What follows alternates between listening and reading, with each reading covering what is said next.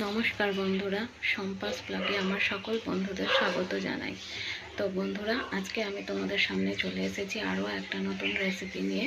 তো রেসিপিটা আমি বলে দিই, বিট গাজর ভাজা। তো এই সবজিটা তো আমরা সকলেই জানি খুবই স্বাস্থ্যকর। তো আমি বিট গাজর ভাজাটা করব। এটা যদিও মুখরোচক, তবে খেতে খুবই টেস্টি হয়। তো আমি রেসিপিটা কিভাবে বানাচ্ছি তোমরা দেখতে থাকো।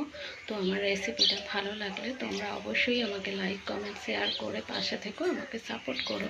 আমি রেসিপিটা বানাই, তোমরা তো বন্ধুরা দেখো, আমি বিট গাজরটা ছাড়িয়ে ধুয়ে রেখেছি। তো এটাকে আমি এবার একটু কুড়ে নেব। তোমরা চাইলে মিক্সিতে পেস্ট করে নিতেই পারো, তবে কুড়ে নিলে ভালোই হয়। যেহেতু এটা ভাজা হবে, তাই কুড়ে কুড়ে নিলেই ভালো হয়। তো আমি একটু গাজরটা কুড়ে নেব। তো আমার ঘরে যেমন ছিল, একটা বিট ছিল আর দুটো গাজর ছিল, তো সেইগুলোকেই নিয়েছি।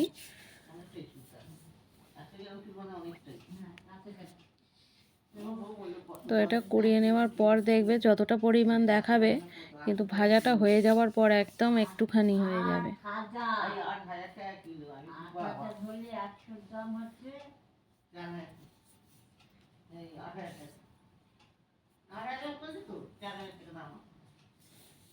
দেখতেই পাচ্ছ তোমরা, আমি গাজরটা কুড়ে নিয়েছি, এবার বিটটা কুড়ছি। কোড়াটা কেমন হচ্ছে দেখতে পাচ্ছ, ঠিক ওরকম হলে তবে ভাজাটা ভালো লাগে খেতে। তো পেস্ট করা জিনিসটা ভাজাতে অতটা ভালো লাগে না, ঠিক বাটা হয়ে যায় পেস্ট করে নিলে মিক্সিতে। দেখো, কুড়ে নেওয়ার পর আমার এরকম হয়েছে, এতটা পরিমাণ হয়েছে। আর এটা ভাজাটা করার জন্য আমি একটা শুকনো লঙ্কা আর কাঁচা লঙ্কা আমি নিয়ে নিয়েছি আগে থেকেই। দেখতেই পাচ্ছ, কাঁচা লঙ্কা আর শুকনো লঙ্কা একটা করে। তো চলো এবার আমি ভাজাটা স্টার্ট করব। কড়া গ্যাসে বসিয়ে দিয়েছি, কড়াইতে আগে থেকে তেলও আমি দিয়ে দিয়েছি। আমি সর্ষের তেল ব্যবহার করছি। তো কালো জিরে একটু ফোড়নে ব্যবহার করছি, আর শুকনো লঙ্কাটা ছিঁড়ে দিয়ে দিয়েছি। তো দেখো, ফোড়ন থেকে একটু মিষ্টি গন্ধ ছাড়লে তো গাজরটা আমি দিয়ে দেব তেলের মধ্যে। গাজরটা আমি দিয়ে দিচ্ছি, আর কাঁচা লঙ্কাটাও আমি দিয়ে দিলাম তেলের মধ্যে। কালো জিরে আর কাঁচা লঙ্কা তেলে ফোড়ন দিয়ে করলে একটা সুন্দর সুস্বাদু গন্ধ আসে। তো গাজর বিটটাও আমি দিয়ে দিলাম, একটু নাড়াচাড়া করব।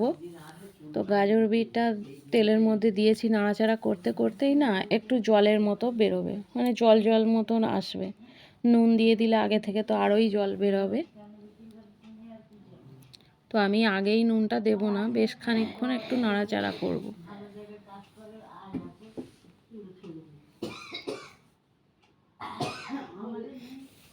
দেখতেই পাচ্ছ তোমরা এটা কতটা পরিমাণ আছে, কিন্তু হয়ে যাওয়ার পর দেখবে একেবারে কমে যাবে।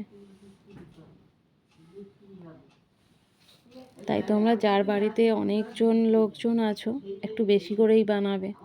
আমি আমার ঘরে তো 4 জনের মতো করেছি। তো বানিয়ে নেওয়ার পর দেখছি একটু কমেই যাবে, মনে হবে যেন 4 জন আর হবে কি না আমাদের।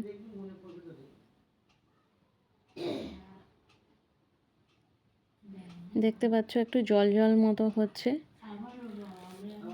তো আমি নুন দেব, নুন দিয়ে তারপর একটু ঢেকে দেব।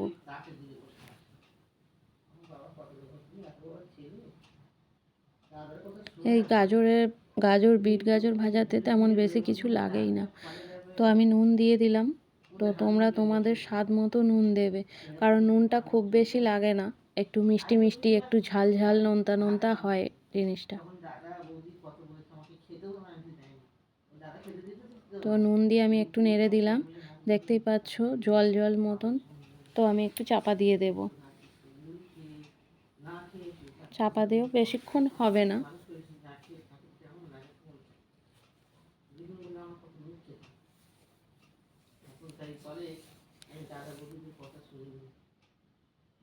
তো ঢাকাটা খুলে নিচ্ছি এবার আমি।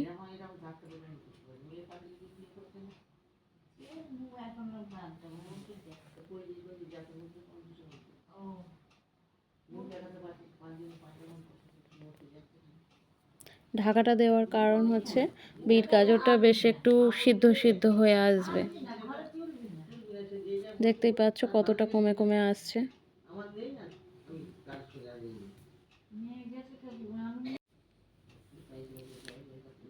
তো সামান্য পরিমাণে আমি জিরে গুঁড়ো দিলাম এতে, আর তেমন কিছু মশলা তো এতে ব্যবহার করব না, তো একটু নুন আর সামান্য জিরে গুঁড়োই লাগে।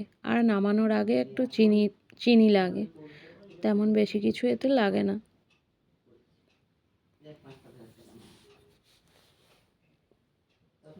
তো দেখো, ঢাকা খুলেও বেশ কিছুক্ষণ নাড়াচাড়া করতে হবে, নাড়িয়ে চাড়িয়ে, মানে ভাজা যেমন জিনিস করে। তো দেখতে পাচ্ছ আমি চিনিটা দিলাম, স্বাদ মতো যে যেমন মিষ্টি খেতে চাও তেমন চিনিটা দিতে পারো। এটাতে অল্প অল্প মিষ্টি হবে, নোনতা নোনতা, একটু ঝাল ঝাল লাগবে, বেশ টেস্টি লাগে। ভাতের সঙ্গেও ভালো লাগে, রুটির সঙ্গেও ভালো লাগে। কতটুকু হয়ে যাচ্ছে দেখতে পাচ্ছ? তো পুরোপুরি ভাজাটা হয়ে গেলে আরও একদমই কমে যাবে। তো এটা শরীরের জন্য খুবই স্বাস্থ্যকর খাবারটা। তো আমি সব বন্ধুদের বলবো তোমরা অবশ্যই এটা বাড়িতে বানিয়ে দেখো, ভালো তো অবশ্যই লাগবে, রুটির সাথে ভাতের সাথে দুটোই ভালো লাগবে। তো এটা যেহেতু স্বাস্থ্যকর একটা সবজি, শরীরের জন্য সবার জন্য খুবই ভালো। দেখো আমার ভাজাটা পুরো রেডি হয়ে গেছে, কতটুকু হয়ে গেছে ভাজাটা তৈরি হয়ে যাওয়ার পর।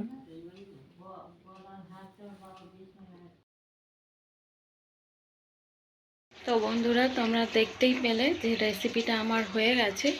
তো রেসিপিটা আমি কিভাবে বানালাম তোমরা সেটাও দেখেছো। তো বন্ধুদের সকলকেই আমি বলবো তোমরা রেসিপিটা অবশ্যই বাড়িতে বানিয়ে দেখো, নিশ্চয়ই ভালো লাগবে। তো ভিডিওটা আমি এখানেই শেষ করছি, দেখা হবে আবার পরের ভিডিওতে।